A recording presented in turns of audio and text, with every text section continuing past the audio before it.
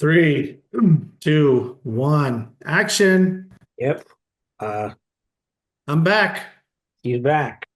Yeah, did you miss me? Uh, sure. You're supposed to say yes there, Nick. I How'd the mean, podcast go last week? we went, we struggled to stay on topic, that's for sure, but it ended up being a little longer, but it was a lot of fun to record All last week right, that sounds good. We'll have to get your buddies on a call where I'm on.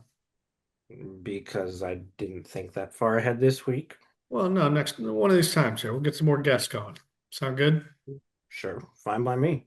And how's the school week going? Well, this is my last week on campus. Technically, next week is finals week, but I don't have in-person finals, so I've got no reason to stay. Nice. All right. So anything you got to worry about this week to get done, or you're done? Another script, um, novel revisions, a VFX project that's due tomorrow that I have no idea what I'm doing with. I have an exam in my gen ed class that I am almost certainly going to fail, an essay in that same class that we'll see how it goes. I don't know. I'm not overly confident in my odds at the moment for some classes.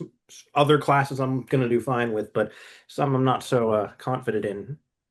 Uh, Okay. Well, it sounds like you're going to have your work cut out for you this week. and today is, well, today's May 4th. May the force be with you, right? Yep. I see we have a packed agenda. By the way, yeah, we were in Houston all week. Frankie's robot. We didn't win Worlds. You got pretty far, right? Mom caught me up on the news. They got what, fifth in the division with the Lithuanian Yeah, yeah, team, they did pretty good. There were some impressive robots, I'll say, out of Romania and Australia, Brazil, everywhere all around the country. So, and they're a new independent team. What, three-man team made it that far? yep, they Frank's did what, pretty well. Frank's what, a freshman, and his friends in like seventh grade, That's right. and they're effectively a three-man team going against these big teams, and there were international people there too. Like I was talking to mom about it on Saturday. It was Japanese, Chinese, Lithuanian, all sorts of All over the place. All over the place. Yeah. all over the place. Yeah. You No, know, it's a pretty cool event and pretty impressive. And yeah, so, for a first year, but they we're did back. pretty good. Yep, Good to be home. back on schedule. All right. So this week's agenda, we have two movie reviews, The Devil Wears Prada and The Secret Agent, and a lot of things going on in Star Wars time. I guess May the 4th, it makes sense, right? Yeah, So, there's not actually that many announcements, which I feel like I should have expected. They never really make a huge deal out of May 4th in terms of news and stuff, but hey, we get a licensed Burger King collab for the Mando movie. okay, that's something. All right, well, let's jump in. Let's start with the movie review. You want to do Secret Agent first? Yeah. All right. I didn't know anything about this. What's it about? So this was one of the Best Picture nominees for the recently concluded award season, the only one I had not seen. So I said to myself, might as well catch up on it, especially because the star of the film, Wagner Moura, has also been in Maul Shadow Lord as Captain Lawson. So Oh. great actor. I've seen him in a couple things before because I saw him in A24 Civil War a couple years ago with Kirsten Dunst, Mhm. and he was in Puss in Boots: The Last Wish as the voice of Death. Great job in that film, by the way. He was wonderful. He's wonderful in everything he's in.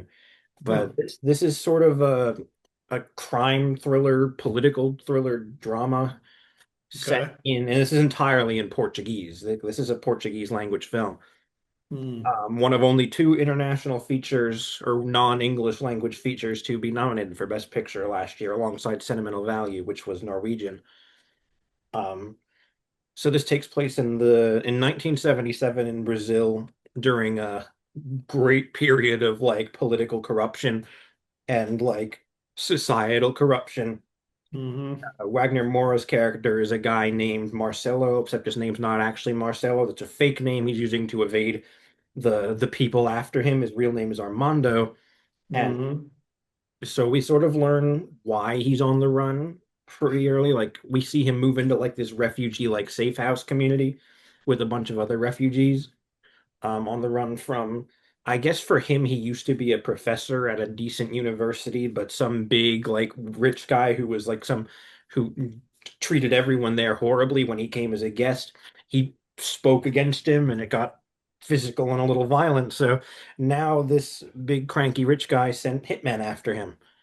So he needs to, and he's a single parent as well, so he has to protect his son, all while evading these hitmen the entire film. All Um, right. And who's this director? Kleber? I haven't heard of him. Do you know him?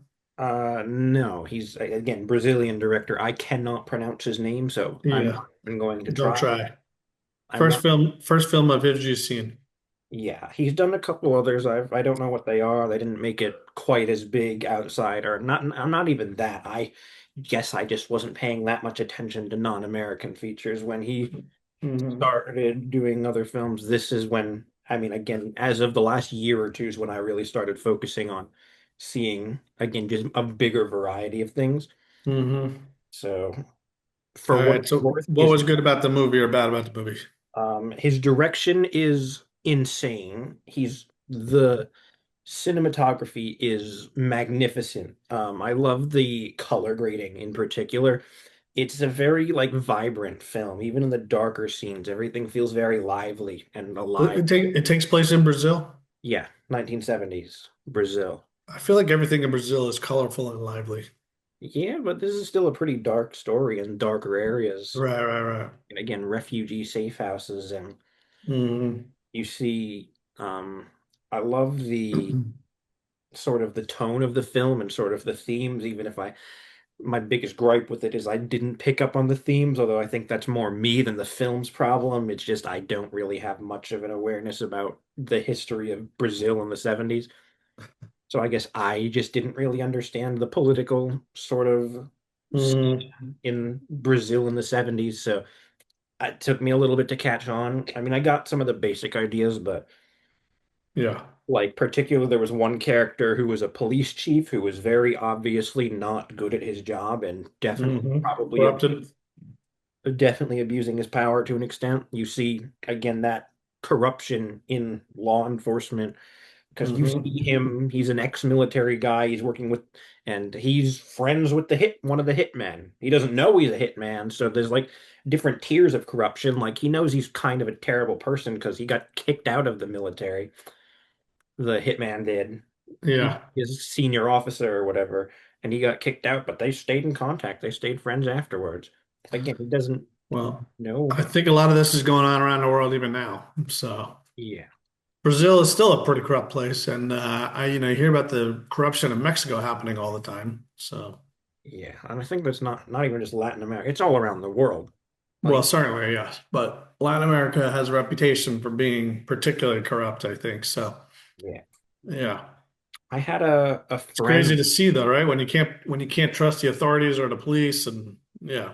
Yeah, I had a friend who was from Uruguay, I think, or one of the South American countries, and he said that his country is like the most dangerous, or no, I think this capital city of that country is like the most dangerous place in South America, but the Hmm. entire rest of that particular country is the safest part of the entirety of South America, except for the city he lived in. Yeah, I So, can imagine. So, all right, and what do you think they could have done better? again, my biggest gripe was not a movie thing, a me thing, which I mentioned with the corruption. Uh, Hmm. um, it's very tense, the film. I really appreciated that about. I don't have much negative to say, so we're looping back around to the positives because I wasn't actually done there yet. But uh, Okay. again, it's an edge of your seat. Like it's 2 hours and 40 minutes, but and Wow. every like second you feel like you don't know like. And by the end of the movie, Armando is unfortunately killed by the hitman, but he you don't know what's going to happen to him. You don't know if he's going to make it out. You don't know what's Hmm. happening with him. So the entire movie, and you sort of get this perspective that he doesn't. He doesn't know exactly that the hitmen are after him. He knows that there are people coming to kill him. He has no idea Hmm. what they look like, where they are, where they're coming from, what they'll try to, how they'll kill him. He has no idea. So he just knows that they are coming. So he's looking over his shoulder the entire time. And we, the audience, know because we follow the hitman a decent enough chunk of the film. Yeah. Like we see a bit of their perspective as well. So we're able to follow them and follow him, but he has Mm. no idea where they are or how they're planning to come after him or who's coming after him. We, the audience, know that. So there was a sequence right before the hitman finally attacked him where he was attacked, or not even attacked. He saw a guy call him by his real name and not his fake name. And that's when he knew that the guy was after him. So he brings the police into it, and there's a big chase scene when police Hmm. chief's son gets killed, and it's all a whole thing. And the guy that the hitman picked, because the hitman went to a guy lower than them to do the job for them, so they could just dispose of the body. Yeah. But this guy betrays him, kills police chief's son, kills the younger of the two hitmen. It's a whole big chase, but again, the guy they paid gave himself away when he called Marcelo or Armando by his actual name.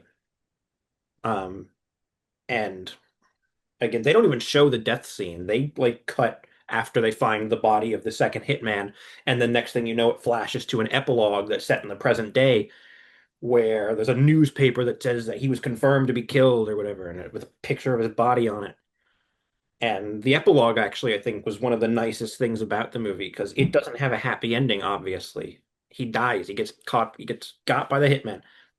But they still tie it up nicely because there's sort of this subplot, not even really a subplot, they only flash to it a couple times, where you've got these two like forensics analysis girls trying to analyze voice tapes and newspapers from the time because he had recorded voice tapes with the people who were sort of helping him try to escape the country. And they were too late to get him out of the country, but they recorded a conversation with him and they find the tapes a lot of the time later and it's like confidential, but the one girl copies all of it, all of the tapes onto a hard drive, even though she's told that they're confidential and can't get out. Hmm. And then she goes to this hospital where we see Wagner Moura again, except he's playing the adult version of Armando's son. So he's playing a second role. And you see him play the adult version of his son, and you get this nice moment because the son was like 4 or 5 when his dad died, and he straight up admits he doesn't even really remember him anymore. So she gives him the hard drive with the conversation he had just so he can hear his dad's voice and remember his dad's voice. Hmm. So it's a nice bit of closure. It gives it a nice bit of closure, even if, again, it's not a happy, it's a very tragic ending, but it still gets to wrap the whole thing up in a nice bow and give some closure both to the character and to the audience, which I think Okay. Sounds like a pretty good movie. What's your rating? 9 out of 10. Hi. That's pretty good. Quite. Yeah. All right. Well, I'll put it on my list. Yeah, it's streaming on Hulu and Disney Plus through Hulu. Okay. That sounds good. All right. Well, look at the other big movie, Hmm. The Devil Wears Prada 2. Now, you saw Devil Wears Prada 1? You went back and watched it, right? Yes, we reviewed it a couple weeks ago. Okay. And what's your thinking on 2? So going into this, I was a huge, after watching the first one, I was skeptical. I had a lot of skepticism because of the way the first film ended. It Hmm. felt very complete. It felt very like conclusive Yeah. with Anne Hathaway's character, Andy Sachs, leaving Runway and figuring out that she doesn't want that life. So I Yeah. think that again, I was like, how are we going to bring these characters back together? Because she's in a completely different field now. She has no interest in any of this. So going into this, my biggest thing is how are we going to get these characters, all of the main four, because all four of the main cast from the first film, Meryl Streep, Anne Hathaway, Emily Blunt, Stanley Tucci, all return. The original director returned as well. Oh, wow. That's pretty good. Yeah. If you can get the original director back, that's big. Yeah, so I find myself thinking, how are we going to make this work? And to my amazement, they didn't just like this had like pointless legacy sequel plastered all over it with the way they marketed it. So I'm like, Hmm. again, how are we going to pull this off? And I'll say it, they actually made it work. They made it make sense. They made it work as a follow-up. They put these characters in situations that allowed them to change and grow, but also allowed them to come back together in a way that didn't completely defeat the point of the Hmm. previous film.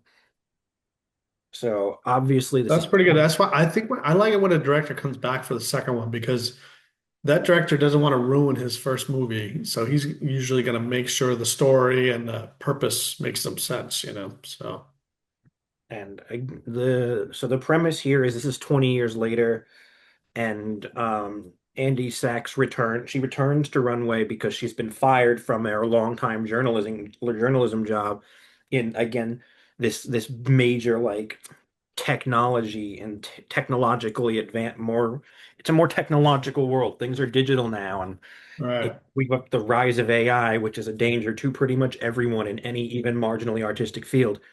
Hmm. So I think this one actually resonated with me a little more than the first one because obviously I'm not in that specific industry, but it's a problem that plague. I'm going into film. These are the same problems that are plaguing my future just as much as they're Hmm. plaguing the futures of journalism and fashion. So Right. after a so by pure luck, she ends up getting a job as like the lead writer for Runway or something. I don't remember. There was a title. I don't remember what the title Right. was. But She wasn't a CEO, but she was at Runway.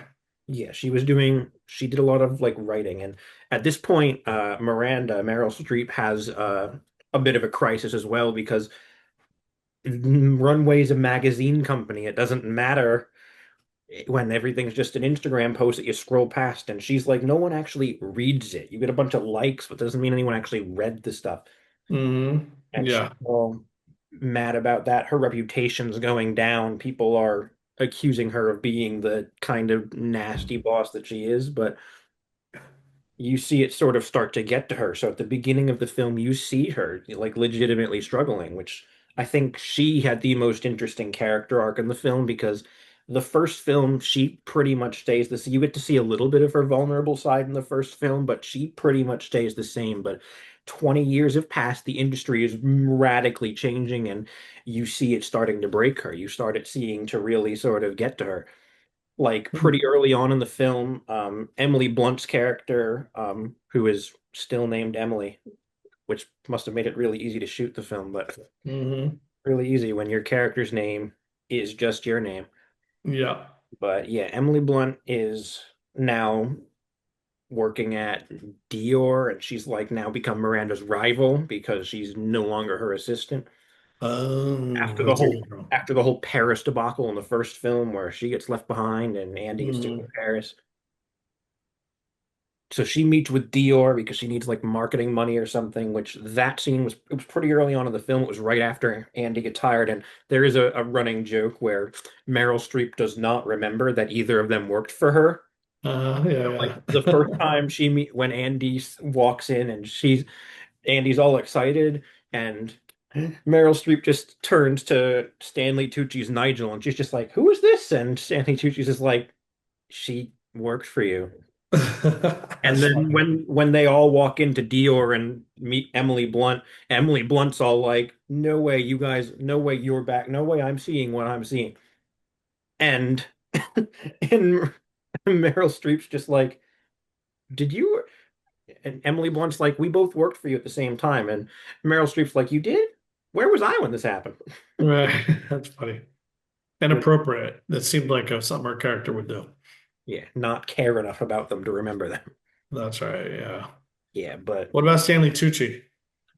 He's sort of the heart of this. I don't film. I don't think he grows a lot, but he brings a lot of the stuff, the storylines together, the Hmm. character arcs, particularly with Andy and Miranda. He sort of brings them together. And Emily serves as more of an antagonistic character in this film. She ends up being Yeah. more of the antagonist. Miranda was obviously the main antagonist in the first film, but here she sort of steps back. I mean, not that's not steps back, but she's not the antagonist. I mean, she's hostile. Right. She's Yeah. hostile to Yeah. Andy at first, but Andy, Yeah. when there's still elements of structure similar to the first film, you get the whole Miranda warming up to Andy, actually liking her or Hmm. appreciating her work. Yep.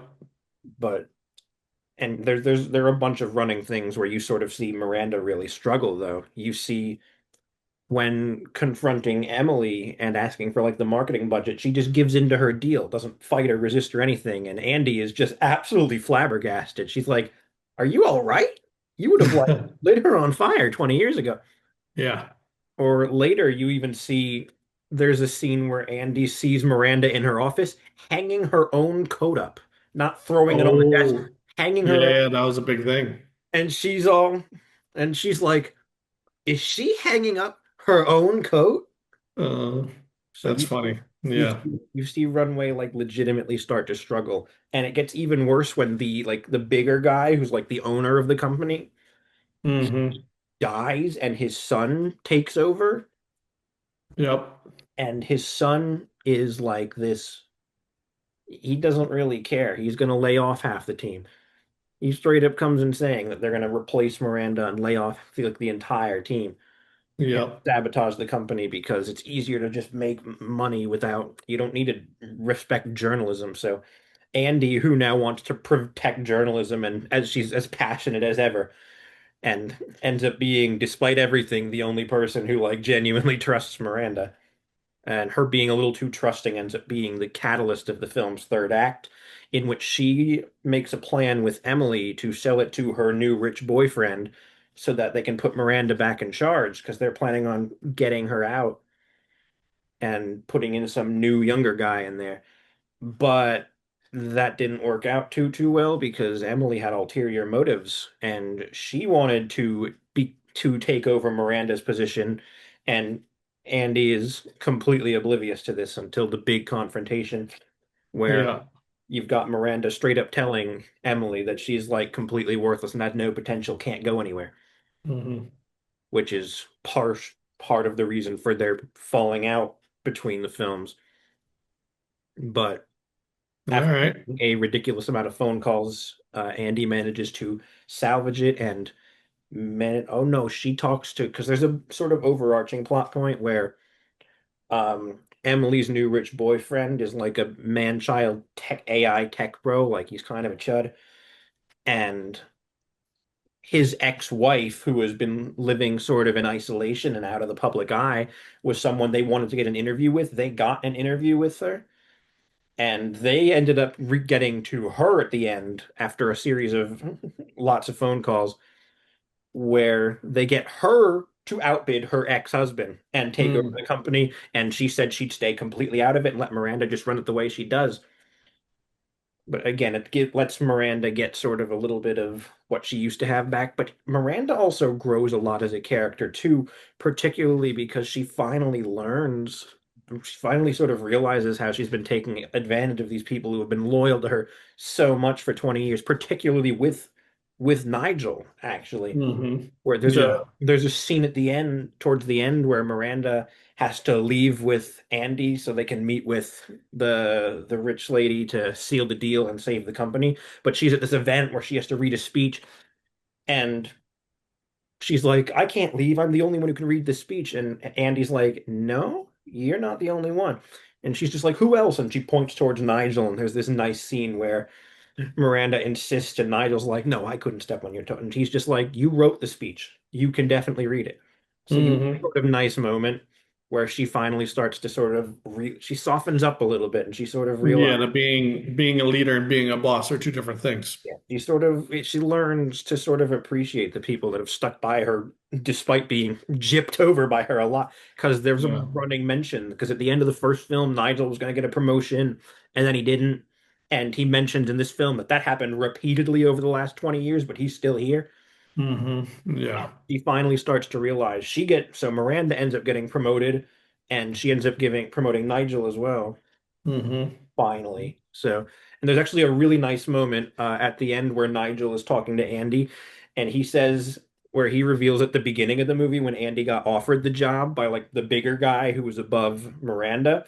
And Hmm. he finds that she's just like it's just fate. I ended up back here, and he's like it wasn't fate. I put in the recommendation. Right. He's pulling the strings in the end in some He, ways. it was him who got her that job because he put in the good word for Yeah. the bigger guy. She's just like, you think that was just a coincidence? Nah. So that's a really nice moment, and I think it ends really nicely because now Andy is back working at Runway full time, but she's actually doing the things she's good at, journalism.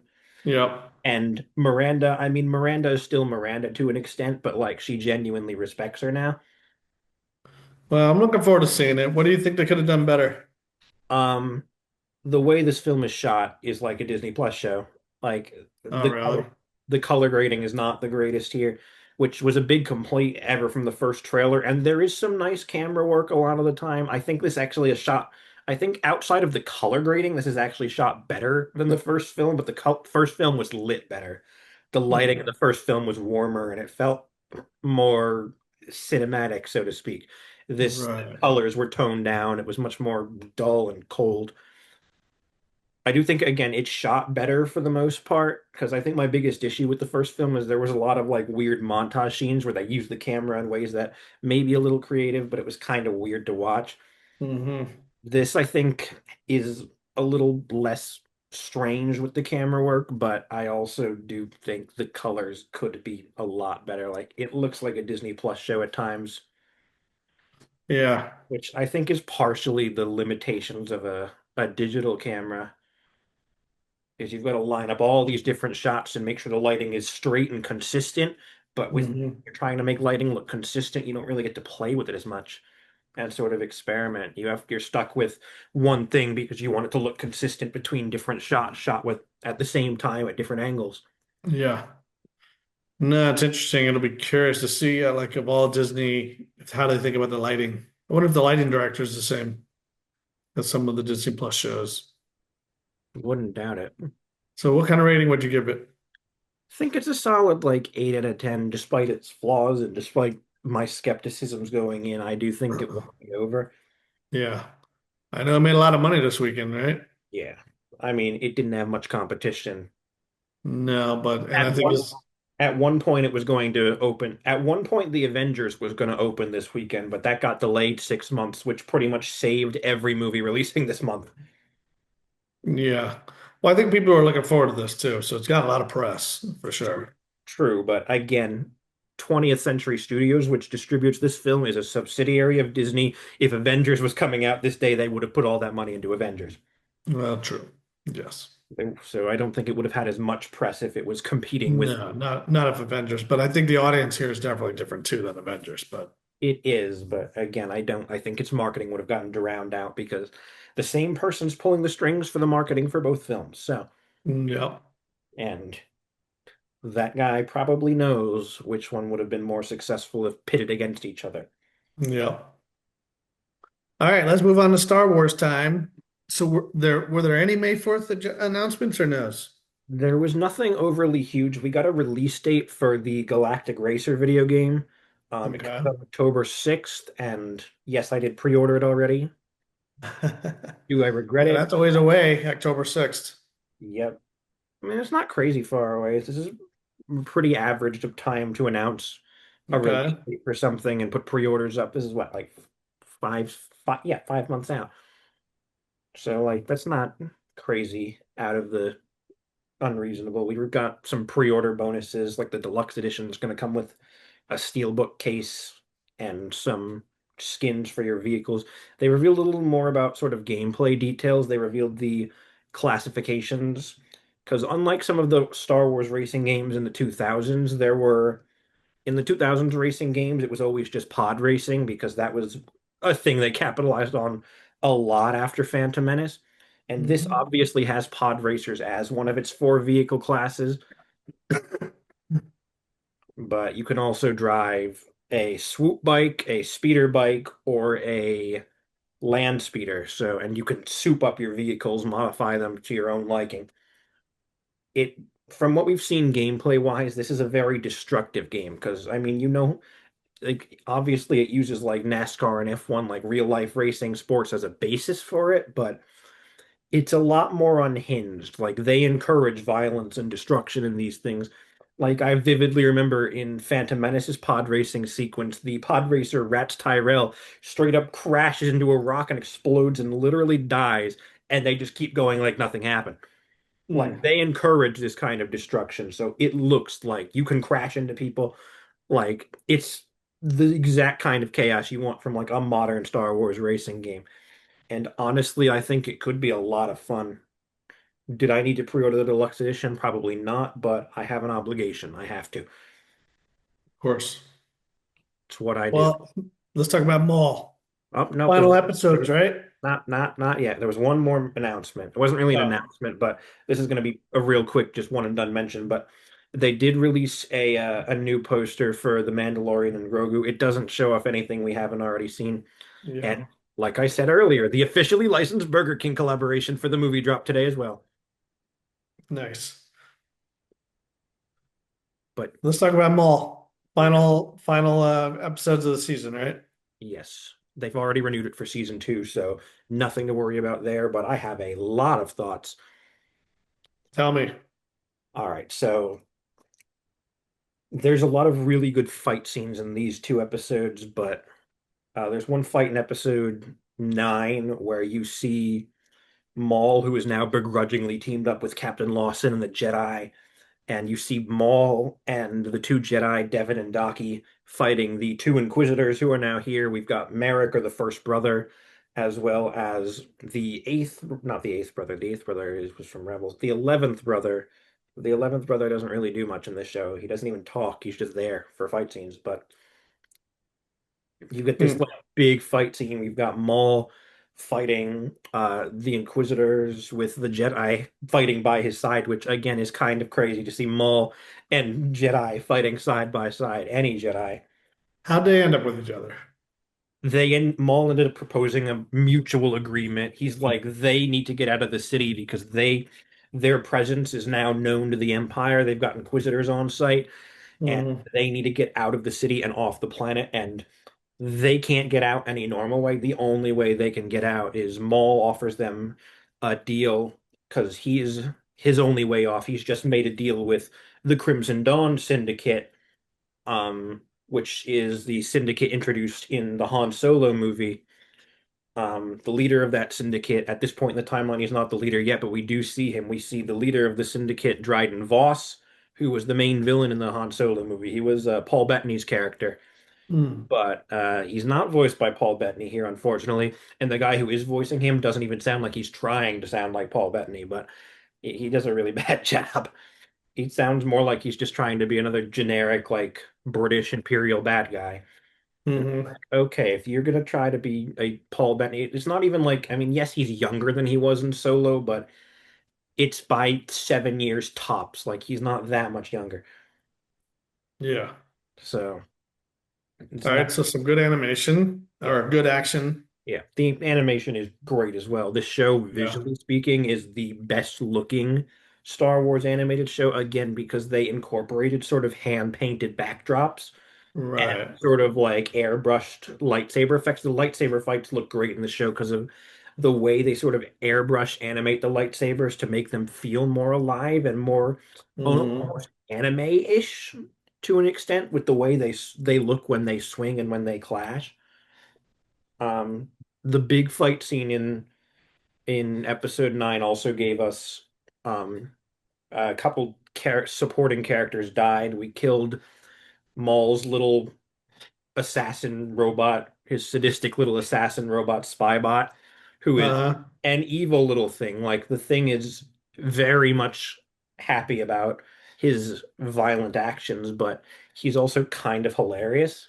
hmm. I mean, he's not like an overly compelling character, but he's a really fun character, and it's kind of fun seeing how he's basically like Maul's like evil dog, who like genuinely cares about Maul to an extent, and Maul genuinely cares about this droid. Like, there's one scene in one episode where you see Maul petting it like a dog, and it's like, it's like, oh, this is kind of endearing and kind of hilarious. But can they rebuild it or he's done? His memory was lost. The first brother chucked his. He's got the spinning lightsaber like the Inquisitors had. He throws it Uh, at him, chops him in half. The last thing you hear him say is he says "Master" and then falls into the acid and melts. oh man. So unfortunately, that's the end of him. No recovering from that. He fell into the acid water and he's dead now.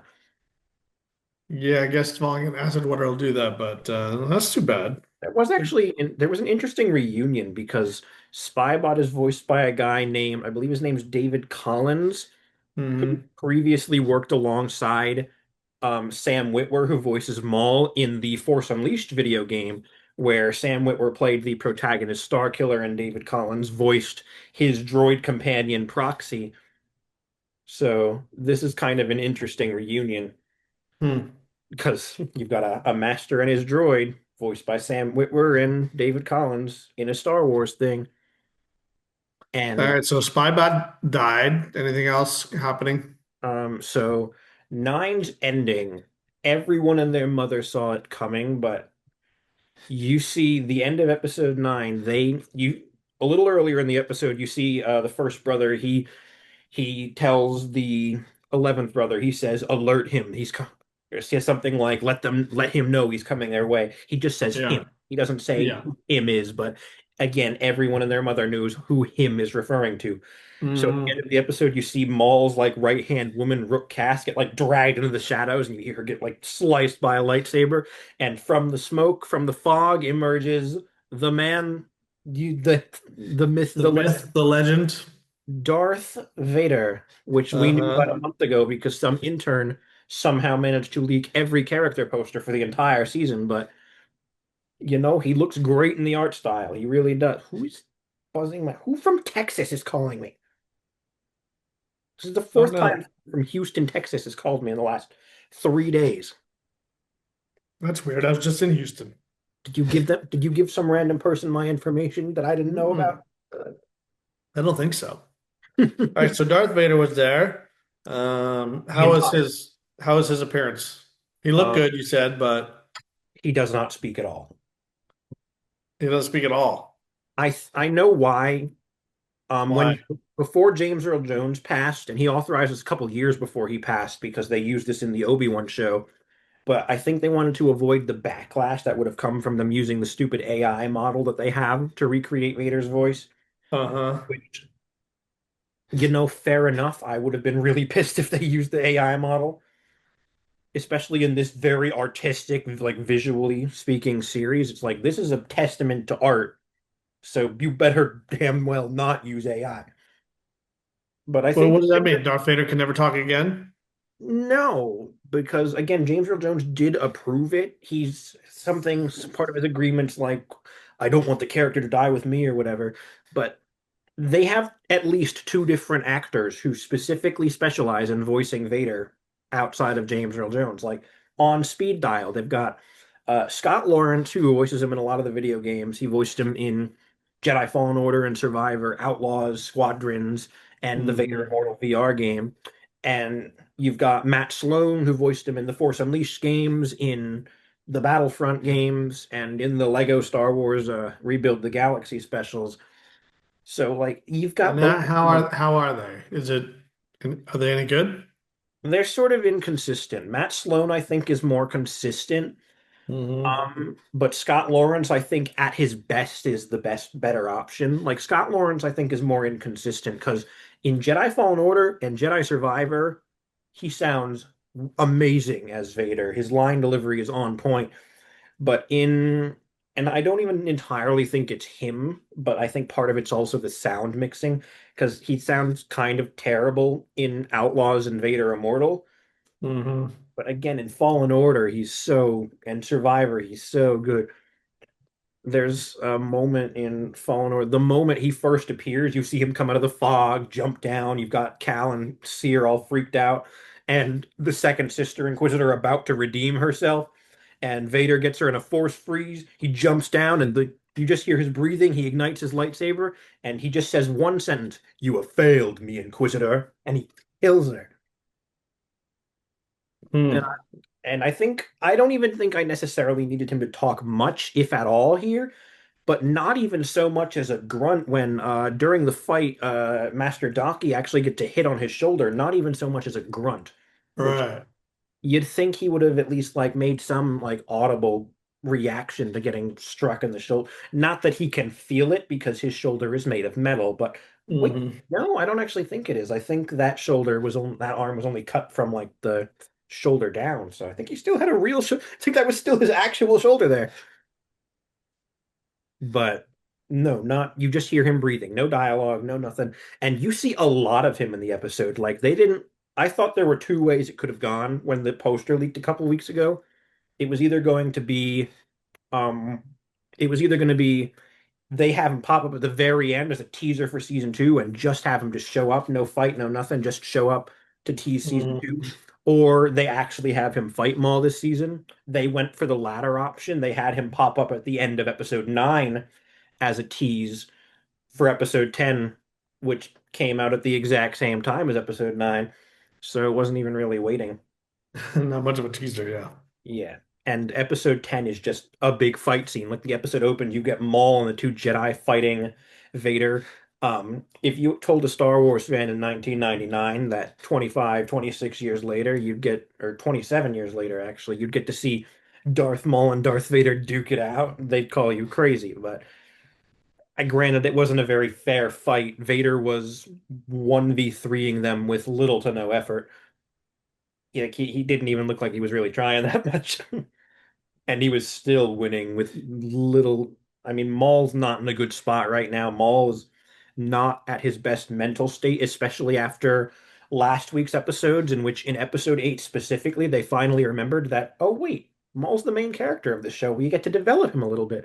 So we Mm. got to explore his psyche last week for one episode, and now we're back to just being at the fastest pacing known to man. I hate the pacing of the show. It takes it down so much for me because if they just slowed down, we could do so much. We could Yeah. explore this character so much. We could develop him so much more than just his typical, I want revenge, I want to kill How long are Palpatine. the episodes? Between 20 and 30 minutes. It's just not a lot of time. You Yeah. almost wish they gave him, yeah, a longer time period. Yeah, or even just two more episodes. Like go for a 12 episode season or Bad Right. Batch. The Bad Batch, which was another animated show that ran for three seasons from 2021 to 2024. The first two seasons of that had 16 episodes, and the third season had 15 episodes. And I mean, they were the same amount, the same length Mhm. Yeah. episodes, except for the premiere and the finale. The premiere was 70 minutes and the finale was 55 minutes, but the rest of the Mm. episodes were still in that like the same time, like 20 to 30 minutes. Yeah. But they were able to get again 15, 16 episode seasons. And it's like, I know they're a very different story structure than Maul. Bad Batch was more episodic, whereas Maul is more serialized. Maul is more Hmm. one continuing narrative with no real filler, whereas Bad Batch has a bunch of like side quest episodes, but they probably had around the same budget. And frankly, I imagine Maul would have a bigger focus because Maul is a much more popular character than the Bad Batch. Like the Bad Batch show has that like before the Bad Batch show, they were in four episodes of the Clone Wars and that was it. Like they had their fans, but no one was really clamoring for a show. And even after the show, again, they've got their fans, but Maul's been a fan favorite character for almost 30 years. So him getting his own solo project, I reckon should have had a little more. Because again, they have so much working here, so much works, but they don't give it enough time. You've got like Captain Lawson, Wagner Mora's character, is presumably killed off at the end of the episode, at the end of the finale. I don't buy it for a second though, because this is Star Wars. If you don't see a body, they're not dead. But Yeah. like for Devon's master Daki, you see him die. You see Vader stab him. You see the light fade from his eyes, and you see her finally give in to her anger and finally agree to be Maul's apprentice, which is how the season ends, as they're flying away with Dryden Voss, finally escaping the planet. And um, I So did you like the ending or no? I think it was abrupt. I think I would have been more frustrated with it if we didn't know we were getting a second season, I'd be more frustrated. Now I'm willing to let it slide. It was abrupt. It was like, okay, that's it, but we also know we're getting another season. Yeah. So I'm I not, mean, if the pacing is really fast, it makes sense that it feels abrupt, the ending as well. yeah. Which is also why I kind of hope Lawson's not dead because his death scene was also pretty abrupt. It's like, okay, if we're gonna kill him, can we do it with a little more closure? And he sends his son off with his droid partner and then a bunch of criminals and a literal Sith Lord, but or former Sith Lord rather. So do we have any idea what's going to happen in season two? I have some speculation. I'm not 100% sure how it's gonna go or when it's gonna come out, although Maul's voice actor Sam Witwer said not too long ago that the gap between seasons is not going to be crazy long. I think it'll end up being akin to Bad Batch, where I mean, Bad Batch took a while between its first two seasons, but between Bad Batch seasons two and three was not even a full year gap because Bad Hmm. Batch season th two ended, I think, March 2023, right at the end of March, and season three premiered like Do you think he's February you following. think he's indicating that he already recorded it? I wouldn't be surprised. Like, they renewed it before season one even premiered, so Hmm. Yeah. I do think they're probably pretty far along if they're able to confidently say that it's happening. Okay. And what else do you think is going to happen? So one thing I'm this a lot of my speculation is less so things I think will happen and more so things I hope will happen. Okay. The way it's going, there's a lot they can do. There's a lot of time in Maul's life. This is set in approximately 17 BBY, which puts it roughly 2 years after the end of the Clone War and about 7 years before Solo. So that's a Okay. pretty sizable gap. And he dies. We know when Maul dies. He dies in 2 BBY in Rebels season 3, so about 2 years before A New Hope. To clarify, BBY means before the Battle of Yavin, ABY means after the Battle of Yavin. That's sort of how the Star Wars calendar works. The Battle of Yavin is the battle to attack the Death Star at the end of the Hmm. original movie. The whole Star Wars calendar system is based around the original film. Okay. But Well, that means he's got a while to go then. yeah, he's got about 15 more years until his death and Hmm. about 7 years until his appearance in Han Solo. Okay. So what else do we think is coming?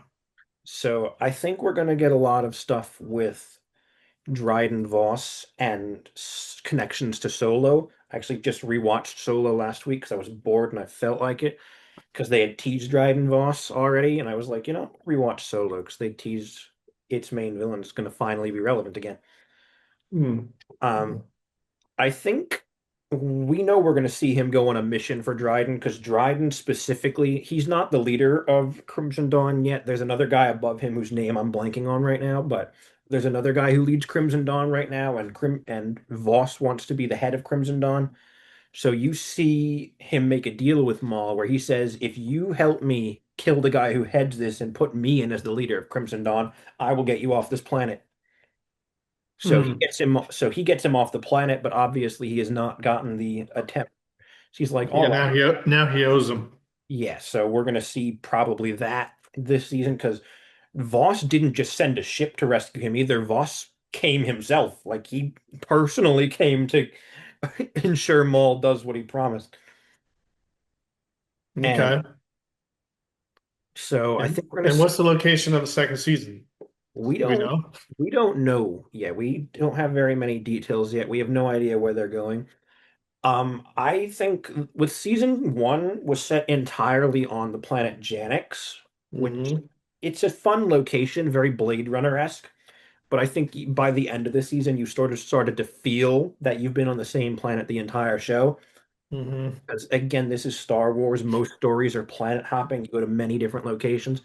This show, you sort of started to feel the single location. I mean, there's a lot of So it'd be you better if they move around a little bit more next time. go to different locations, new planets, returning planets. I kind of want to see Dathomir again, which is Maul's homeworld. Um, Well, the thing too, I feel like when they just stay on one planet the whole season, you know they're doing it to save cost on yeah, money on well, sets and stuff, well, right? Like, yeah, well, especially with them hand painting the backdrops, which is a totally new thing. I mean, it's they've been doing it in a bunch of other animated stuff, but this is the first time Lucasfilms really experimented with that mix of like hand painted backdrops and 3D modeled characters. yeah. So it's sort of experimental, but now that they've sort of figured it out, I kind of hope they experiment more. They push it further. We're gonna see a lot of training sequences, I imagine, because Devin, Mhm. her Jedi Master, has been killed by Vader, and um, she's now committed to being Maul's apprentice because she wants revenge. She's given into her hate. Okay. Yeah. I do hope we see more Solo connections actually. Um, in Solo, there's this character named Enfys Nest, who in this point in the timeline, she would be too young to really be an active threat, but she leads this little organization called the Cloud Riders, who are informal little resistance that fight against Crimson Dawn specifically. Hmm. And Enfys Nest, again, she would be, I think she's 16 in Solo, so she'd only be maybe she'd be 9 at this point in the timeline, but she wears the mask to hide her identity and hide her age, and even her gender she hides with a voice modulator and a bunch of like armor to make sure no one can figure out anything about her. But she mentions in Solo that her mother was was the holder of this mantle before her. So I think it could be interesting to see her mother wearing the mask and fighting Crimson Dawn as like a secondary antagonist. Obviously, I think the Empire will still be in play because Maul, as far as I'm aware, is a priority target. I'm not sure the extent of how much the Empire is going to be involved. I don't think Vader will be like the main villain or anything going forward. I think if Vader appears in this season, it'll be similar to his role in Rebels season 2, where he pops up from time to time, mostly just overseeing the Inquisitors before fighting. Hmm. And like, I don't think he's going to be like fighting Maul every other week or anything. I think it's still going to be the Inquisitors. I don't know if it'll be the same Inquisitors. I maybe First Brother returns. I don't think 11th Brother will return because 11th Brother is killed pretty early in the timeline after the rise of the Empire by Ahsoka. So I don't think we'll see him again, but frankly, he wasn't particularly interesting when we did have him. He literally had no dialogue in the 4 episodes he appeared in, so I don't really care to see him again anyway. I mean, he looks cool, but like he has no personality. He's a nothing burger character. Nobody cares about him. He's there to look cool and fight Jedi, I guess. So I do want to see them bring in some of the other Inquisitors who are kind of underdeveloped, though. Like the eighth brother from Rebels. The eighth brother has been in like 2 episodes of Rebels. He literally showed up in the Rebels season 2 finale, fought for a Hmm. little bit, and then died. Because So the brothers are just numbered, huh? yeah, the Inquisitors are numbered, all of them except for the Grand Inquisitor. The Grand Inquisitor is just called the Grand Inquisitor, but everyone Mm. else is a brother or a sister. We've seen a bunch of them before. The second sister was the main villain in Jedi Fallen Order. We saw the ninth sister in Jedi Fallen Order and Survivor. I would like to see ninth sister actually pop up in one of these. She's a very, very vocal character. A lot of personality. I think she would have contrasted better with the first brother, who's more of like a silent, like he's just standing there menacingly being cool and type. Mm. I think having your like stoic badass inquisitor partnering him with someone a little more vocal with a little more personality would have been kind of interesting because we don't often see inquisitors working in pairs in on-screen stuff. We usually see them solos. This was, I think, the third time we've seen them working in pairs because we saw fifth's brother and seventh sister working together in Rebels season 2, and they did fight with 11th brother a little bit when they ran into him on Malachor while he was still hunting Maul. Because when we meet Maul in Rebels, actually, in when he's stranded on the Sith Temple world of Malachor, the eighth brother is already there specifically hunting him, which means that 15 years later, the Empire is still trying to find Maul. Not so good at it. All right, Yep. so where do you put Maul first season overall? Where would you put it in the ranking or the list? How would you what kind of rating would you give it overall? A very solid, like 7 out of 10. Visually stunning, great animation, great fight scenes, supporting cast is great, doesn't Mhm. focus on Maul enough, and the pacing is way too fast, and that holds it back.